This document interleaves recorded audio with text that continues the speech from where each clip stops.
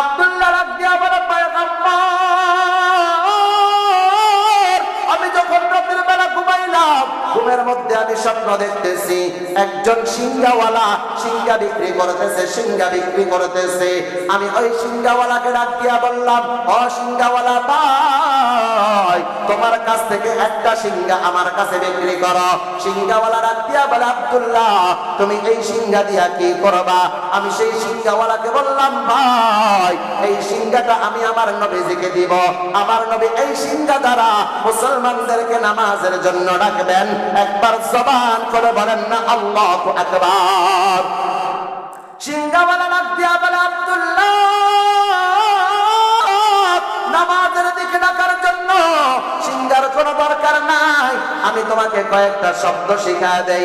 যখন নামাজের সময় হবে, তখন তোমাদের মধ্য থেকে কোন একজন উঁচু জায়গায় দাঁড়াইয়া কানের মধ্যে হাত দিয়া আল্লাহু আকবার, আল্লাহু আকবার, আল্লাহু আকবার, আল্লাহু আকবার, আশহাদু আল্লা ইলাহা ইল্লাল্লাহ, আশহাদু আল্লা ইলাহা ইল্লাল্লাহ, এইভাবে আযানের সর্বশেষ লা ইলাহা ইল্লাল্লাহ পর্যন্ত সব শিখায় দিয়েছে।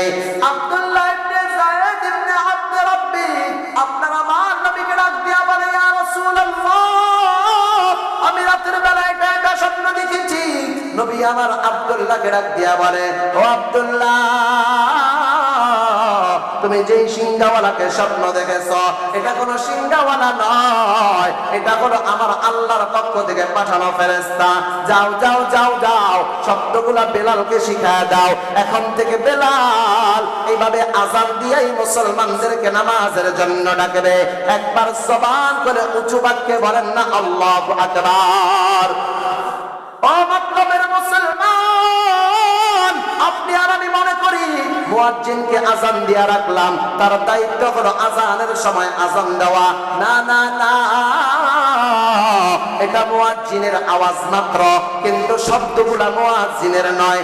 একবার জবান করে বলেন না শব্দগুলো কার? আর জোরে বলেন না শব্দগুলো কার?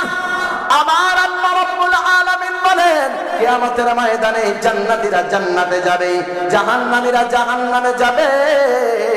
জান্নাতীরা জাহান্নামীদেরকে জিজ্ঞাসা করবে, মা সালাকাকুম ফি সাকার, কি ব্যাপার, তোমরা সাকার নামক জাহান্নামে কেন আসলা? তখন তারা চারটা জবাব দিবে। এক নম্বর জবাব, ক্বালু